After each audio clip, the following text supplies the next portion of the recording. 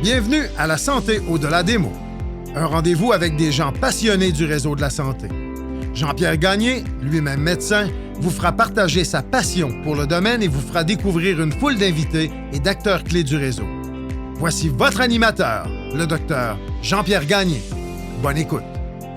Je reçois, au cours des 2 prochaines semaines, M. Maxime Bell, président de la Fédération médicale étudiante du Québec. Nous abordons d'abord le rôle de la Fédération, puis nous discutons d'équilibre personnel et du bien-être des étudiants. Un sondage récent de la Fédération révèle certaines statistiques préoccupantes concernant la détresse des jeunes apprenants en médecine. Une entrevue fort intéressante qui permet de mieux comprendre le cheminement et les enjeux des étudiants en médecine. Bonne écoute.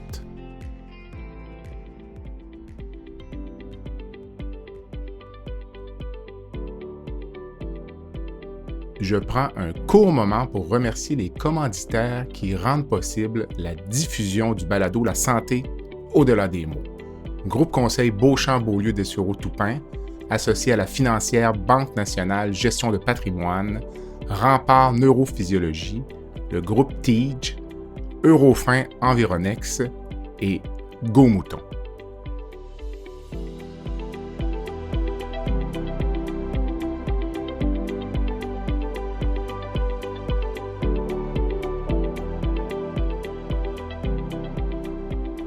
Maxime, bonsoir. Bonsoir. Je vous remercie d'avoir accepté l'invitation du balado La Santé au-delà des mots à titre de président de la Fédération médicale étudiante du Québec. Alors, on casse la glace avec une petite question facile. Qu'est-ce que la Fédération médicale étudiante du Québec? C'est une excellente question. Pour vous faire ça simplement, la FMEQ ou Fédération médicale étudiante du Québec regroupe finalement ou fédère là, les 4 associations étudiantes en médecine de chacun des 4 facultés de médecine. Donc, nommément là, au niveau de l'Université Laval, on a le regroupement des étudiants en médecine là, de l'Université Laval ou le REMUL. On a l'Association des étudiants et étudiantes en médecine de l'Université de Montréal, l'AIMUM. On a le MSS qui, en anglais, vous pardonnerez l'anglicisme, là, est le Medical Student Society. Et finalement, là, on a l'AGMUS ici à l'Université de Sherbrooke, là, qui est l'Association générale étudiante de médecine de l'Université de Sherbrooke. Et la FMEQ, en quelques mots, là, outre de regrouper les associations, je voudrais a comme principal but de défendre les intérêts politiques, pédagogiques, et aussi là, de favoriser le bien-être étudiant auprès de ses membres. Puis on tombe bien là aujourd'hui là, parce qu'on approche bientôt du 50e anniversaire là, de la fédération Okay, là, en 2024. Même. OK. J'avais l'impression que c'était une association qui datait peut-être de mes études. Là. J'aurais dit fin des années 80. Alors, on a toujours l'occasion d'en apprendre. Combien de membres environ? Là, Je vous dirais un petit peu plus que 4000, là, peut-être 4200. Okay. Bien que, comme vous devez être au courant, avec la hausse des admissions, on va bientôt être plus 4300 et d'ici 4 ans, sûrement même 4800, 4900. Ah, c'est quand même peut-être la moitié, je vous dirais, du membership des fédérations médicales là, qui sont autour de 10 à 12 000 environ. Est-ce qu'il y a une cotisation? Est-ce que c'est une cotisation volontaire? Comment ça fonctionne? Formule RAND ou... Oui. Ben en fait, sur la dernière réponse, on est un peu comme pas mal tous les syndicats au Québec, puis comme évidemment la grande majorité des associations étudiantes, là, un peu sur une formule REN, si on peut le dire ainsi, dans le sens où la cotisation passe en fait par les associations membres, là, donc les 4 que j'ai nommées tantôt, qui eux ont leur cotisation étudiante qui rentre à chaque session, qui est obligatoire. Ensuite, de ces cotisations-là, je vous dirais que la FMEQ prend peut-être un 10 là, la formule exacte, c'est un 400 plus un 10 par personne. Fait que disons qu'individuellement, on peut croire que chaque étudiant membre de la FMEQ paye à peu près 11 là, par année. Bien sûr, s'il y a des gens qui veulent des remboursements de cotisation, là, c'est quelque chose que les règlements généraux de la FMEQ permet. Mais il y a aussi beaucoup d'associations étudiantes au Québec là, que la désaffiliation est possible, mais pas nécessairement le remboursement de la cotisation, surtout dans une idée de pérennité du financement. Évidemment. Êtes-vous chapeauté ou est-ce qu'il y a une fédération canadienne, comme on peut voir parfois dans certaines associations professionnelles? C'est une excellente question. Puis en fait, non, non, on n'est pas chapeauté, mais oui, il y a une fédération canadienne. À savoir, on a un homologue là pour tout. En fait, pour les 15 autres facultés de médecine là, qui sont membres en fait de la Fédération des étudiants en médecine du Canada, le D'accord. FMC, ou en anglais le CFMS, qui est vraiment finalement notre équivalent là, canadien anglophone, si on peut le dire ainsi. Mhm. Après ça, il y a deux petites particularités. Là, on a les campus de Moncton reliés à l'Université de Sherbrooke qui sont membres à la fois de la FMEQ et de la FMC. Et on a aussi là, l'Université McGill qui sont aussi membres des deux. Mais à part ces deux petites exceptions-là, on a vraiment la Fédération médicale étudiante du Québec pour le Québec, puis notre équivalent canadien là, pour le reste des provinces. Excellent. Le bien-être étudiant, c'est quelque chose, on va en parler beaucoup aujourd'hui, puis ça semble être quelque chose qui vous préoccupe, même qui vous intéresse à titre personnel, puisque vous êtes à Sherbrooke impliqué, vous avez le titre de sentinelle étudiante. Donc, qu'est-ce qu'une sentinelle dans le réseau de la santé là, pour les gens peut-être qui connaissent pas le concept? Oui, en fait, une sentinelle étudiante, là, c'est disons, le titre là, que la faculté de médecine à l'Université de Sherbrooke a décidé de donner à un programme finalement de part-aidance, là, vraiment par et pour les étudiants, où que des étudiants là, reçoivent une formation là, auprès d'une psychologue là, de quelques heures pour finalement un peu se porter volontaire, là, puis être affiché sur les différentes ressources, médias et sites Internet de la faculté pour venir un peu en aide dans son prochain. Puis je vous dirais surtout être une écoute attentive, être une oreille, mais aussi dans un but, là, pas nécessairement de faire un psychologue de soi-même ou de la psychothérapie, mais bien de pouvoir référer et rediriger vers les ressources là, en place au sein de l'université. Là, je pense aux aides à la vie étudiante, aux services de psychologie et d'orientation. Puis dans cette perspective-là, en effet, le bien-être étudiant est une cause qui me tient à cœur. Que ce soit à travers là, le Sentinelle étudiante dans mes temps libres, que ce soit comme vice-président à la vie étudiante et au bien-être il y a 2 ans, ici à la GEMUS, ou même pour la spécialité que je me dirige, qui va être la psychiatrie, si on veut bien de moi. Okay. Je vous dirais que ça fait de longue date, là, le bien-être, la santé mentale là, m'a préoccupé d'un point de vue personnel. Là. Dans votre rôle de sentinelle étudiante, est-ce que vous êtes contacté par des collègues ou vous peut-être même vous identifiez des gens qui vous semblent dans une période de fragilité ou peut-être un collègue X va venir vous voir dire Maxime, je pense que, je sais pas moi, Martin ou Sophie, là, ça va pas, puis là vous allez comme intervenir de façon proactive. Comment ça fonctionne? Parce que ça peut être des gens que vous connaissez bien, ça peut être des gens aussi qui n'ont pas envie nécessairement de se faire aborder pour se faire dire écoute, ça n'a pas l'air d'aller. Comment ça fonctionne? Oui, je vous dirais que c'est une bonne question en deux parties. Je vous dirais que d'un côté, c'est vraiment aux gens qui peuvent nous écrire par courriel, parfois par Facebook, ou même venir nous voir là, en personne. Puis ça, c'est pas ouvert juste au programme de médecine, là, c'est vraiment ouvert à tous les programmes de la faculté. Fait que ça permet même parfois aux étudiants de se rediriger parfois par des gens justement qui connaissent moins, parfois par peur du jugement, etc., d'aller voir justement dans d'autres programmes. Malheureusement, j'aurais tendance à dire qu'en date d'aujourd'hui, on est encore un peu sous-utilisé, je pense, comme sentinelle étudiante. J'ai l'impression là, que les pairs n'ont pas encore ce réflexe-là d'aller vers, disons, les autres. Puis si on se fie aux données qu'on a à la FMEQ, puis de ce qu'on en sait, les étudiants, là, ce qui est sentinelle étudiante, aide à la vie étudiante aussi, au niveau des facultés, ils ont un peu moins tendance à aller vers là, sont plus ou plus avec leur famille, leurs amis, aussi vers les services plus professionnels, là, justement, de psychologie. Fait que j'ai l'impression qu'on va gagner à utiliser davantage cette ressource-là. Puis d'un autre côté, c'est difficile de répondre à la question parce que je vous avoue que les gens viennent me voir à plusieurs titres et plusieurs chapeaux, dont peut-être le chapeau de sentinelle, mais à ça là, se recroise la présidence de la FMEQ, anciennement la présidence de la GEMUS, la vice-présidence aussi à la vie étudiante et au bien-être. Fait qu'avec les plusieurs rôles finalement qu'on occupe, on nous vient parfois pour des questions de bien-être, là, mais à savoir à quel titre on est sollicité, c'est une excellente question. Ah, peut-être que ça facilite l'accès, dans le fond, peut-être d'aller voir son représentant syndical, puis finalement déborder sur des discussions qui ont attrait à les conditions de travail ou certains certains problèmes là, au niveau des études. Je vais vous poser la question parce que je l'ai posée plusieurs fois à différents intervenants. Là. On se connaît peu, mais je regarde le profil. Un gars qui est probablement très occupé, étudie fort, veut rentrer en résidence, président des associations étudiantes, curriculum vitae quand même assez impressionnant pour un jeune âge. La question que je me suis toujours posée, c'est un gars comme Maxime Bell, si lui, Maxime Bell, ne va pas bien, qui va se soucier de la santé, du bien-être, peut-être d'un éventuel épuisement professionnel d'une personne comme vous qui est en position d'autorité? La même question pourrait se poser, selon moi, pour la présidence de la Fédération des médecins spécialistes. Je me suis même posé la question, et j'aimerais la lui poser, le premier ministre François Legault, pendant la pandémie, qui se souciait de son bien-être? Je me demande comment vous percevez ça, vous, le bien-être des personnes en position d'autorité, alors que vous-même êtes sentinelle, il n'y a rien qui vous empêche, vous, d'avoir un moment de détresse ou... Je vois que c'est une excellente question qui est aussi très, très, très pertinente.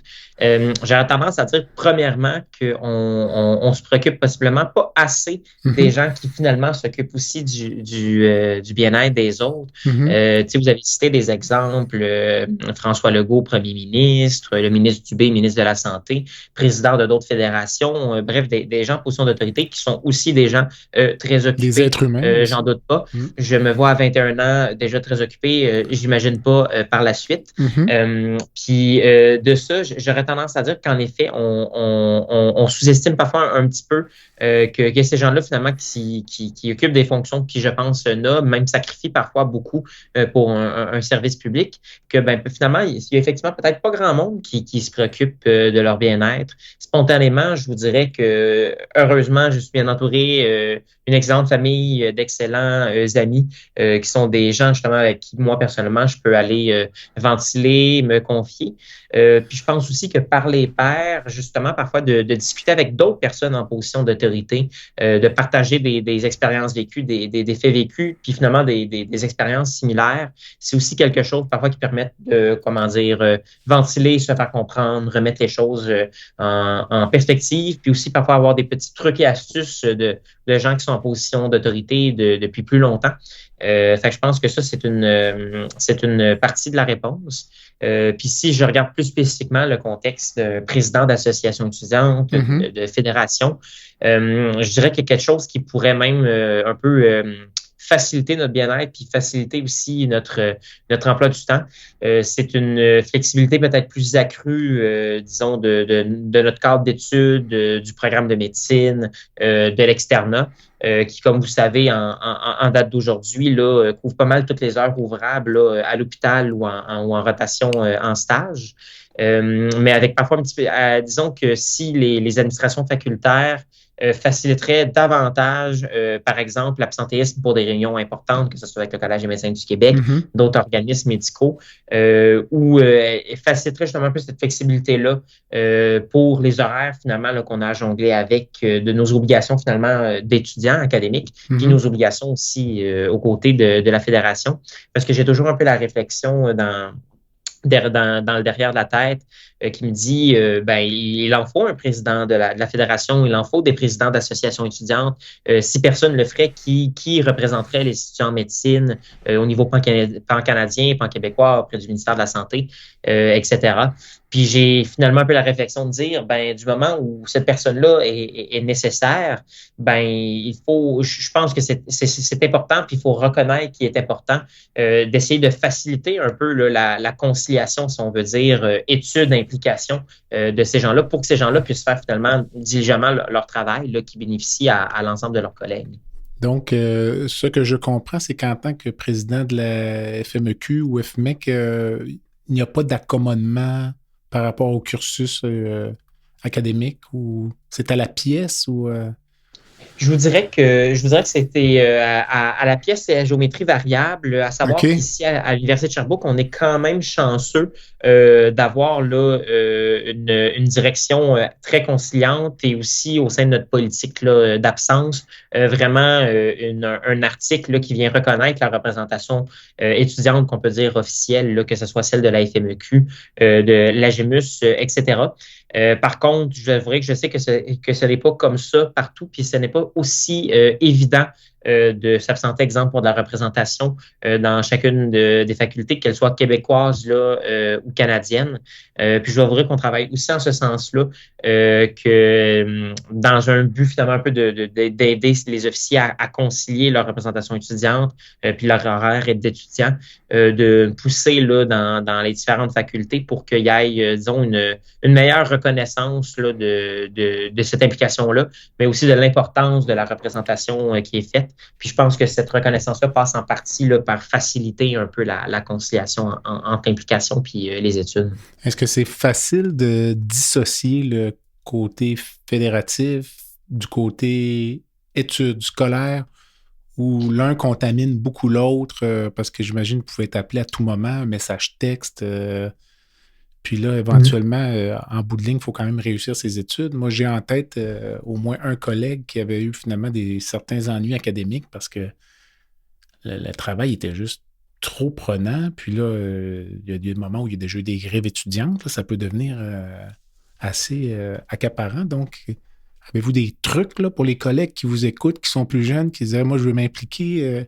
Vous êtes-vous imposé une routine de dire « Moi, mettons, je ne fais pas de syndicalisme entre 8h et 16h ou je ne sais trop. » Est-ce que c'est facile à faire? C'est une excellente question. Puis je vous avouerai que c'est une fine balance que d'année après année, on apprend à gérer, que du moment où on a effectivement des obligations là, à l'école, à l'université, puis qu'on n'a effectivement pas le choix de réussir nos études, puis on sait les études en médecine sont, disons, relativement très exigeantes.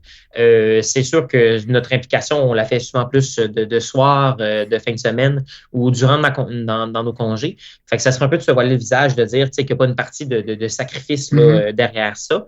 Mais je pense qu'après ça, il y a aussi une question de gestion du temps, d'optimisation, d'équilibre à aller chercher.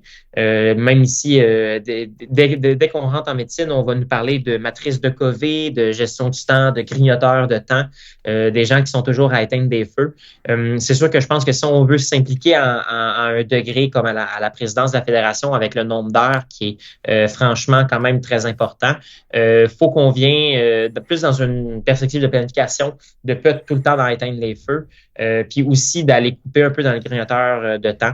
Puis ça passe effectivement par quand même une certaine routine qui commence tôt le matin dans mon cas, mais qui est aussi là, de résister un peu à la tentation d'aller perdre son temps, exemple, à scroller, swiper, disons, sur les réseaux sociaux ou encore de regarder les films, la télé, Netflix, que j'ai en tête que pour certains collègues, ça va être très relaxant. Et après ça, ça pourrait être relaxant, mais là, dans le manque de temps, on va prioriser, disons, l'équilibre de vie, s'alimenter comme il faut, faire du sport, aller à l'école, étudier, et là, après ça, la fédération là, qui revient pas mal quotidiennement. Fait que j'aurais tendance à dire que c'est connaître un peu ses limites, puis jongler avec ça, puis dans un deuxième temps aussi, garder un équilibre de vie derrière pour rester disponible et efficace. Puis dans un troisième temps, en termes d'efficacité, productivité, là, de limiter, je vous dirais peut-être un peu tout ce qui est grignoteur de temps, là, si j'aurais 3 conseils à donner à mes collègues. Une semaine normale pour Maxime Bell, si j'inclus la portion stage ou études, externat et la portion fédérative, il y a combien d'heures dans une semaine de travail normale en moyenne? Je dirais qu'en moyenne, si je regarde, disons, depuis là, le début de mon externat, bon, on est à l'hôpital environ 9 à 10 heures par jour. Fait que bon, fois 5 jours, disons 45 à 50 heures, là, rajoutons quelques gardes au travers de ça. Fait que c'est exemple, là, je rajoute les gardes, je mets ça à 50 heures en moyenne dans un mois par semaine. Après ça, la FMEQ, tout dépendamment des semaines de l'année, la rentrée scolaire est plus chargée, d'autres moments est un peu plus calme aussi. Je dirais qu'en moyenne, là, ça va être un 20 heures peut-être semaine, 20-22 heures semaine. Fait qu'après ça, c'est sûr qu'il y a des semaines à plus 10 heures. Il y en a parfois que effectivement, j'en ai pour 2 jours de 16 heures mon samedi-dimanche. Fait que ça peut aussi monter à 30-35 heures. Fait que disons qu'en moyenne, achetons un 20 heures, un 50 heures, peut-être un 70-75 heures semaine, donc en total. Ce qui est quand même une bonne semaine. Chapeau. Bravo.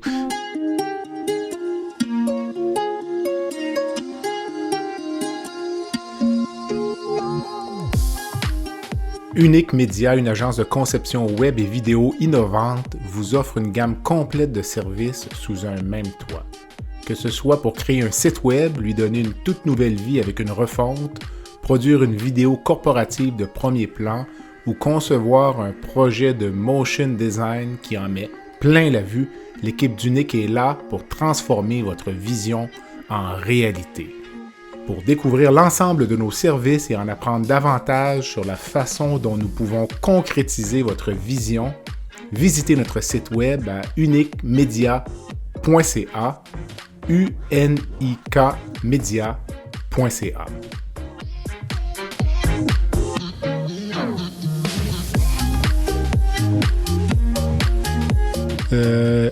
Le but de notre discussion aujourd'hui, de vous connaître, de présenter la fédération, mais de discuter beaucoup du bien-être des étudiants en médecine parce que ça ressort souvent. J'en parlais avec Dr Godreau du Collège des médecins en entrevue l'an dernier. Il l'a évoqué, moindrement qu'on parle un peu de bien-être, on va parler du bien-être des médecins, mais on parle du bien-être des étudiants. Puis je pense que c'est très important et pertinent. Et vous avez sondé vos membres en juillet 2022, donc...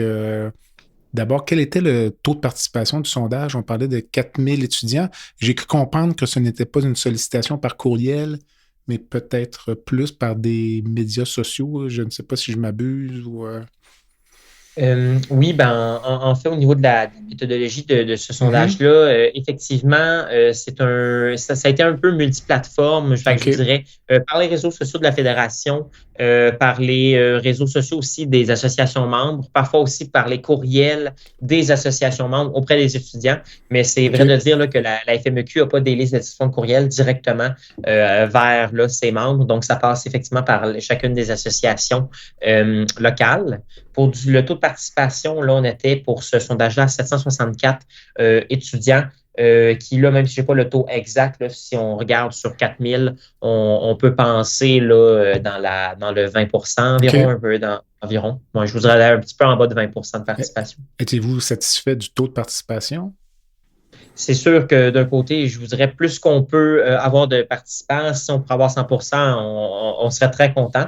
D'un autre côté, connaissant l'horaire des collègues à l'externat, etc., et de l'ensemble des sollicitations qui sont faites auprès de nos membres, pas juste notre sondage, mais plusieurs autres sondages, activités, etc., je dirais que 20 quand même, là, 764 étudiants, pour nous, là, c'était quand même assez satisfaisant là, comme taux de participation. Si je vous demandais une chose qui vous a surpris dans ce sondage-là, au niveau, on va discuter des résultats, mais peut-être pour mettre la table. Je dirais que c'est une bonne question. Je dirais que ce qui m'a surpris ou du moins qui m'a perturbé, c'est que c'est pas le premier sondage là, du bien-être de la fédération. Puis année après année, nos chiffres sur la détresse étudiante vont en augmentant. On se doute que la pandémie n'a pas aidé là, ce portrait-là. Mais je veux dire que de manière générale, là, voir, là, exemple, les idées suicidaires qui augmentent, l'épuisement, on sait que les médecins sont à risque de burn-out. Je regarde aussi les sources de stress, le manque de temps. Je dirais que tout ça, en fait, pas tant me surprend, mais me préoccupe là, beaucoup. OK. Est-ce qu'il y a quelque chose qui vous a déçu, disons, ou ça retouche, ou ça recoupe un peu ce que vous venez de me dire? Ou, je vous dirais que ça recoupe quand même beaucoup. C'est sûr, ce qui est à la fois peut-être le plus décevant et le plus perturbant, là, c'est quand on regarde le bout de la ligne. Là, on ne veut pas être dans une pente fatale, mais c'est sûr là, qu'on regarde toujours le bout de la ligne, là, qui sont les idées suicidaires, voire les suicides. Puis bref, chaque suicide est de trop. Fait que je vous dirais que quand on voit là, ces chiffres-là d'augmenter, exemple des idées suicidaires, je vous dirais que c'est à la fois désolant et aussi à la fois très, très, très préoccupant. Pour vous, ou dans l'esprit du sondage, qu'est-ce qu'une idée suicidaire? Parce que j'imagine, si on demande ça à un psychiatre, est-ce que ce serait la même chose ou... Vous êtes un futur psychiatre, d'ailleurs. Donc, est-ce que pour un sondage, une idée suicidaire, c'est la même chose que pour un psychiatre qui est assis dans son bureau devant un patient puis qui évalue le risque suicidaire? J'aurais tendance à dire que non, du moment où on peut penser que le professionnel de la santé, le psychiatre dans son bureau, va avoir peut-être une idée relativement plus objective d'une idée suicidaire et même après ça, pour la quantifier subjectivement, puis même d'évaluer finalement le risque suicidaire versus, bref, un étudiant sur sa tablette, sur son téléphone qui répond au sondage, qui n'aura pas nécessairement la même idée que son collègue là, qui répond également. Dans le cadre de ce sondage-là, on n'a pas nécessairement proposé une définition ou une balise là, aux membres dans la perspective où on s'est dit qui est la fédération là, pour dire à un étudiant qui peut présenter oui ou non des idées suicidaires, qu'est-ce qu'une idée suicidaire et comment lui devrait le vivre et le ressentir. Donc, c'est sûr qu'il faut garder un grain de sel dans ces données-là, à savoir que finalement, c'est auto-évalué, c'est auto-rapporté. Mais de notre côté, on peut penser qu'après le professionnel de la santé, l'individu est quand même le meilleur apporteur là, de la manière dont il se sent. Mais c'est sûr qu'on regarde ça plus d'une manière auto-rapportée là, qu'une évaluation du risque suicidaire, là, bien évidemment. Vous aviez 78% de cégepiens dans votre sondage, donc d'après ce que j'en sais, ça surreprésente peut-être la cohorte des cégepiens. Est-ce qu'il est possible que les cégepiens aient plus de détresse, plus de problèmes d'anxiété, donc soient plus portés à répondre au sondage que des étudiants qui auraient déjà une formation universitaire au préalable? Est-ce que c'est une des conclusions, une des hypothèses? Ou J'aurais tendance à vous dire que oui. J'aurais tendance à dire que possiblement, là, ici, en effet, le taux de participation des cégepiens est surreprésenté si on regarde versus là, les contingents à l'admission du nombre de cégepiens qu'on pourrait s'attendre. Puis je pense que du moment où ils se sentent, ou peut-être qu'ils sont possiblement plus en détresse, qu'ils se sentent plus concernés, ils auraient tendance à répondre davantage au sondage. Puis c'est sûr qu'au moment où ce sondage-là a été passé, faut se rappeler que nos candidats cégepiens, pour plusieurs, ont vécu une partie de leur cégep, voire l'entièreté, en pleine pandémie. Donc, en ligne pendant 1 à 2 ans là, entiers, ce qu'on sait aussi par les autres données de santé publique. Là, je pense aux études de Dr. Mélissa Généreux ici à Sherbrooke, qu'on voit effectivement là, qu'il y a une flambée de la détresse, là, la détresse étudiante durant la pandémie. Fait qu'on peut se douter versus quelqu'un qui est déjà entré à l'université, qui a déjà une routine d'établir, parfois un premier déménagement des parents, de peut-être d'avoir été un peu moins perturbé, d'avoir peut-être une résilience, une maturité peut-être aussi affective qui est un peu plus développée.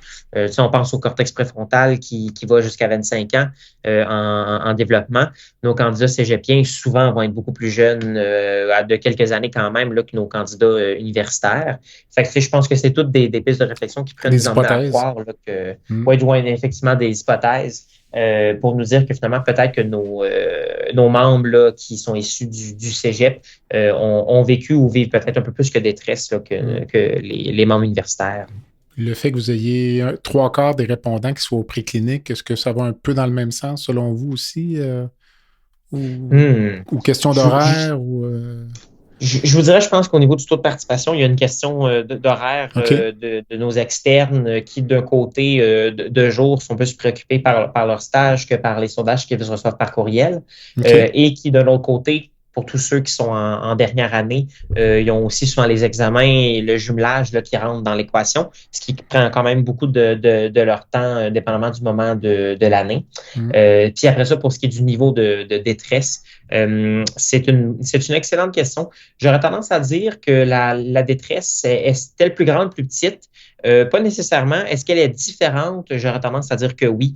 Ou que les enjeux qui sont vécus par les membres au préclinique, donc avant leur rotation de stage, ne seront pas les mêmes que la détresse ou les enjeux qui sont vécus par nos externes. Le podcast La santé au-delà des mots est une présentation du groupe conseil Beauchamp, Beaulieu, Dessureau, Toupin de la financière Banque nationale Gestion de patrimoine. Comme nous croyons que la santé financière fait partie de la santé globale, nous sommes heureux de nous joindre au Dr Jean-Pierre Gagné pour vous souhaiter une bonne saison de la santé au-delà des mots. Tu veux lancer ton propre podcast mais tu ne sais pas comment t'y prendre? Pas de problème. Mouton Marketing peut t'accompagner de la conception au lancement. Envoie ton idée de podcast à bonjour@gomouton.com. Bonjour@gomouton.com. GOMOUTON.com.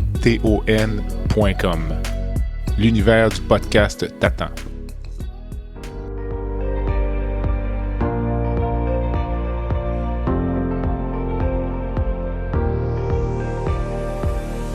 Vous avez des commentaires ou un sujet à nous proposer ou même faire partie de nos invités, visitez le site web de notre balado à www.baladosanté.ca ou sur notre page Facebook de la santé au-delà des mots.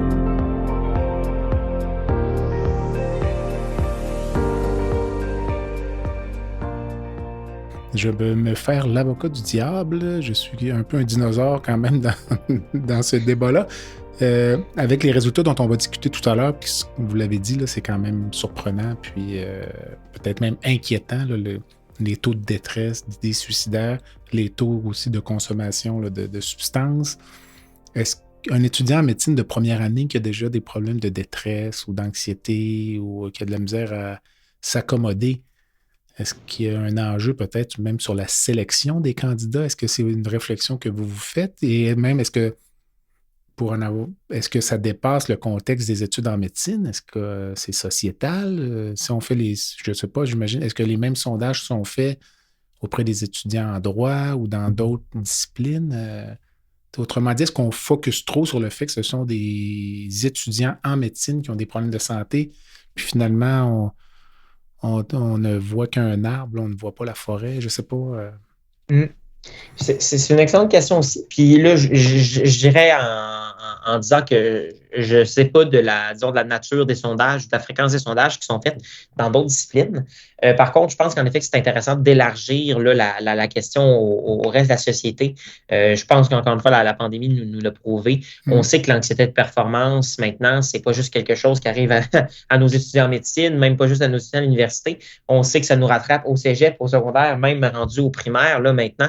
Fait qu'est-ce que ça s'inscrit dans une tendance sociétale, là, plus de fond? Moi, j'aurais tendance à dire que oui, on voit que c'est un problème qui est de plus en plus prévalent et fréquent, l'anxiété de performance. Puis vous parliez tantôt là, des admissions puis de la sélection.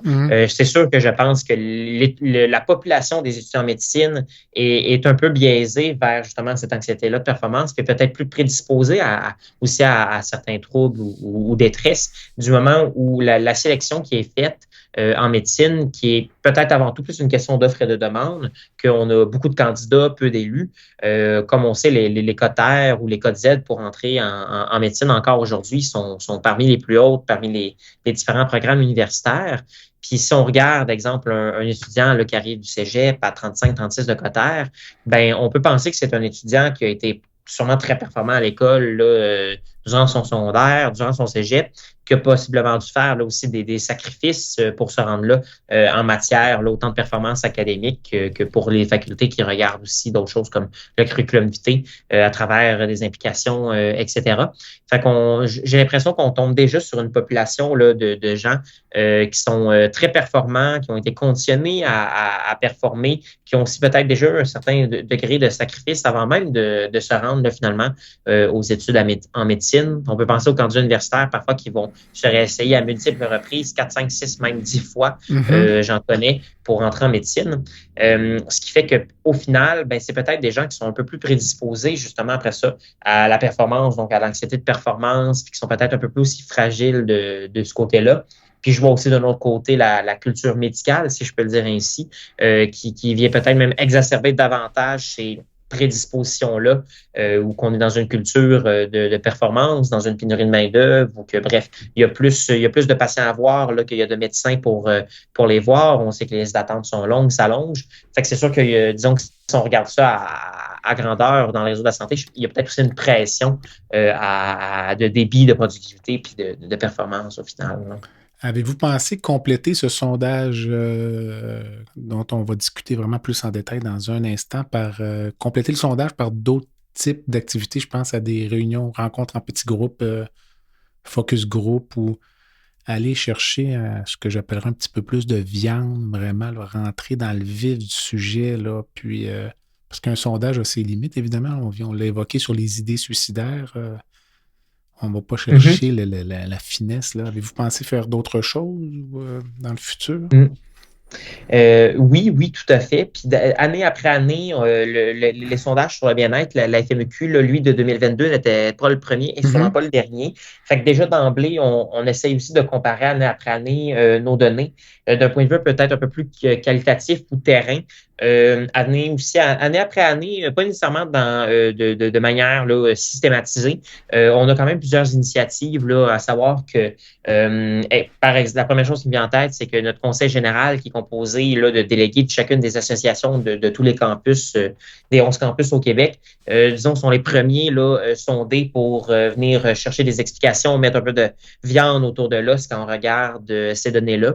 D'un point de vue un peu plus local aussi, les différentes associations membres font eux-mêmes là, des tables de concertation là, avec parfois leurs membres du préclinique ou encore leurs externes juniors, leurs externes seniors, que ce soit sur le bien-être, que ce soit sur des enjeux d'évaluation, des enjeux de conditions de stage.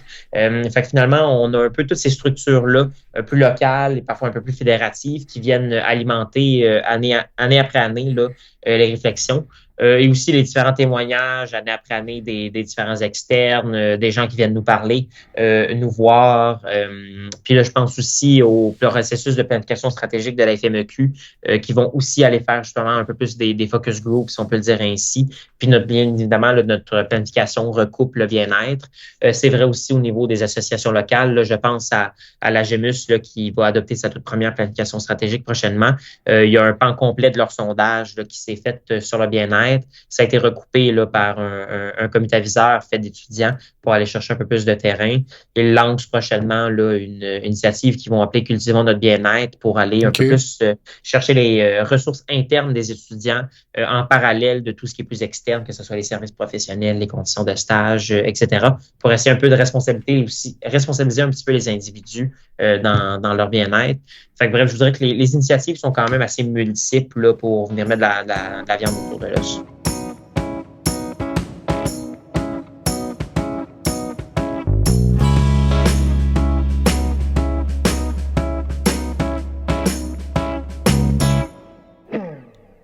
Rempart Neurophysiologie est une entreprise spécialisée dans l'octroi de services neurologiques tels que le monitorage neurophysiologique péropératoire. Plusieurs chirurgies comportent des risques de complications neurologiques graves, mais avec Rempart, ces complications sont réduites à moins de 1%. Rempart est votre ange gardien en salle d'opération. Rempart, c'est aussi des services volants en électrophysiologie médicale, vitesse de conduction nerveuse dans le syndrome du tunnel carpien, la radiculopathie ou la neuropathie périphérique, potentiels évoqués aux soins intensifs, électrocardiogramme dans les résidences pour personnes âgées. Pour les besoins particuliers de votre hôpital, votre clinique ou votre centre de soins, contactez Rempart Neurophysiologie à info@rempartneuro.ca. C'est à info@rempartneuro.ca. Si on parlait de responsabiliser les individus, ça met la table à une question. On commence à parler un peu des résultats du sondage sur la consommation, notamment d'alcool, des étudiants en médecine. Est-ce que les étudiants en médecine prennent trop d'alcool par rapport à la population générale? Il y a quand même un bon pourcentage qui consomme de façon significative. Est-ce que ça vous inquiète ou ça se compare un peu?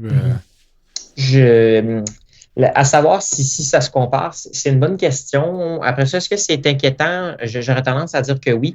Je reviens encore une fois là, avec les données de Docteurs Généreux en tête. On sait que durant la pandémie, la consommation d'alcool, d'autres substances psychoactives ont augmenté d'un côté. On sait aussi déjà que les médecins et les étudiants en médecine aussi sont parfois un petit peu plus sur cette pente glissante-là, par l'accessibilité, parfois par les ressources aussi, d'avoir accès, bref, à l'alcool, à différentes drogues. Même peut-être aussi un peu de culture. Parfois d'un côté de performance, si je pense aux psychostimulants, aussi peut-être plus pour relaxer aux dépresseurs par l'alcool. Fait que c'est sûr que d'un côté, j'aurais tendance à dire que les données peuvent être inquiétantes. Puis est-ce que les étudiants en médecine consomment trop? Comment vous avez sûrement vu passer les dernières recommandations canadiennes sur le sujet de la consommation d'alcool.